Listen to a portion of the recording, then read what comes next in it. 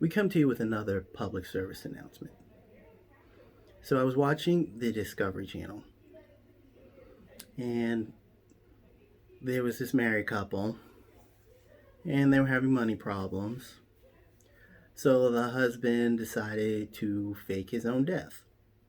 And he did fake his own death.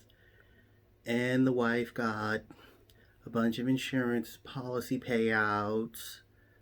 And all of a sudden they were flush with cash. They moved out of state from where the death occurred. And they were in this nice big house. And, he would keep a low profile. If he went out in the street, he put on all these disguises. And then one day, he's in the house,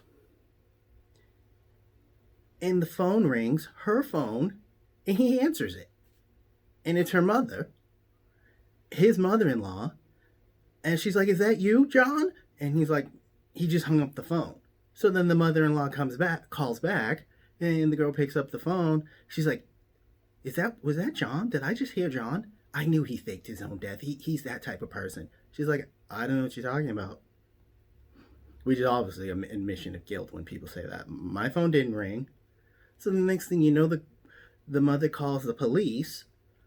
And of course, because he faked his own death, the case is still open.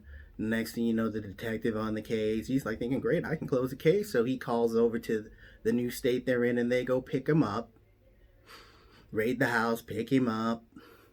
And next thing you know, they're both in jail for insurance fraud, and they lost all the money. So the thing you should know is if you fake your own death, you should not answer the phone, especially your wife's phone. If you fake your own death, you shouldn't have a phone. You're dead.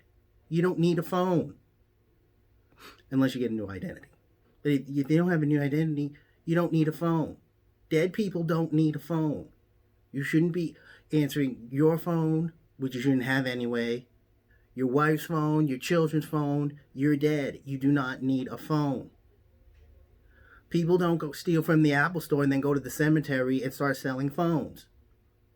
I mean, you never walked into the Apple store and asked for the iPhone 11, and they're like, "Well, we sold out." And you're like, "Well, who did you sell them to?" And they say, "Oh, a bunch of dead people came in from the cemetery."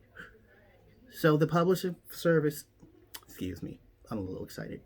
The public service announcement is, if you fake your own death and you get away with it and you collect millions of dollars in insurance policy money,